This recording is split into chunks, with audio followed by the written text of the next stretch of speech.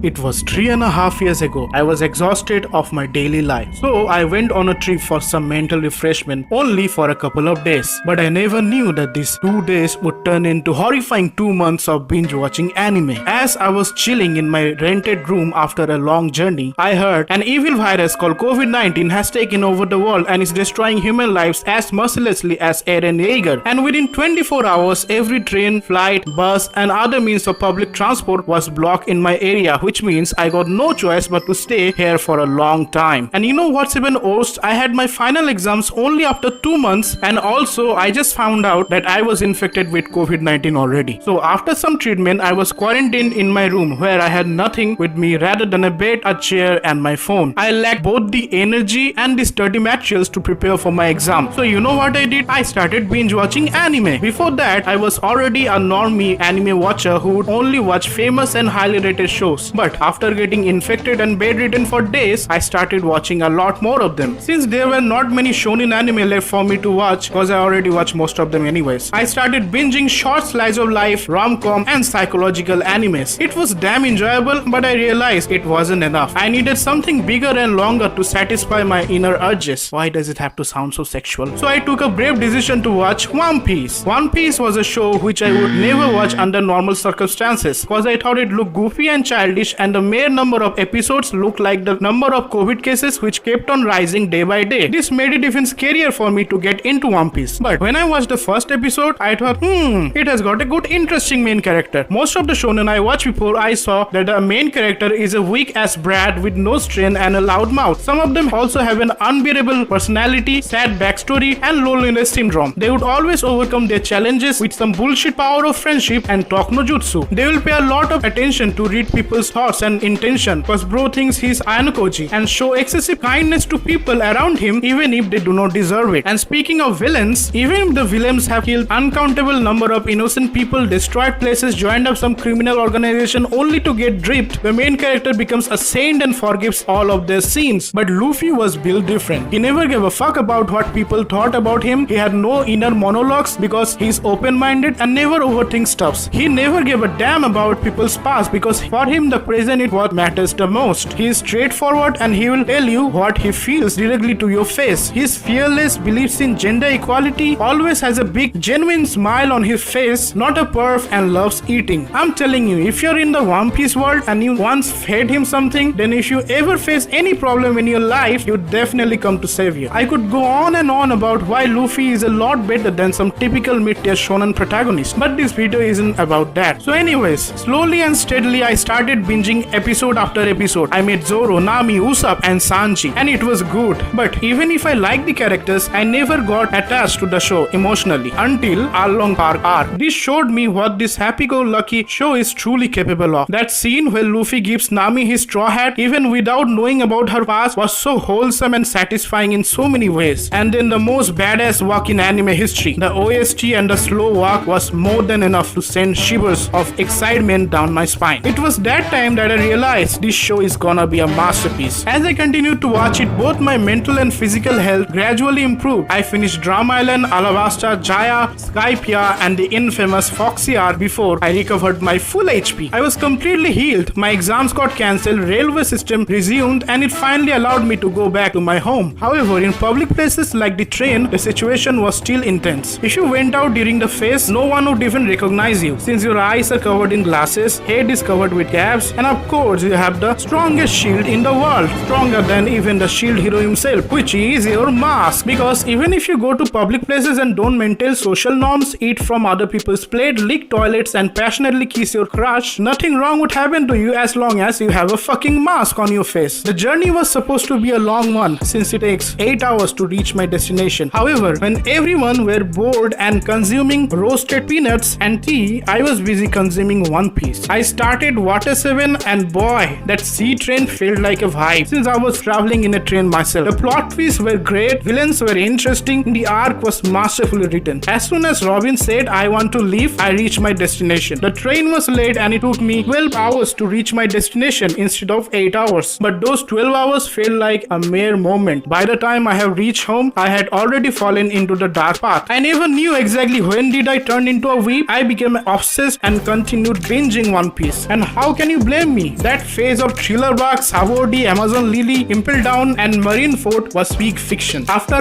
uncontrollably binging these 5 arcs in a row, I somehow controlled my inner haki. When the Marineford was over, I thought, okay, this is the best time to take a break. Like the Straw Hats took 2 years break from their journey, I took 2 weeks of break from my One Piece journey before I continued again. But this time, my resolve was refined and smooth. I calmed down and watched it slowly and steadily, enjoying every moment of this long anime peacefully. That is until I reached Wano. Once I went to Wano, the anime was not enough for me anymore. I became what I hated the most. I became one of those toxic manga readers who would spoil you in every YouTube comment section without adding a spoiler warning. So that was the story of how I became a One Piece fanboy. So peace and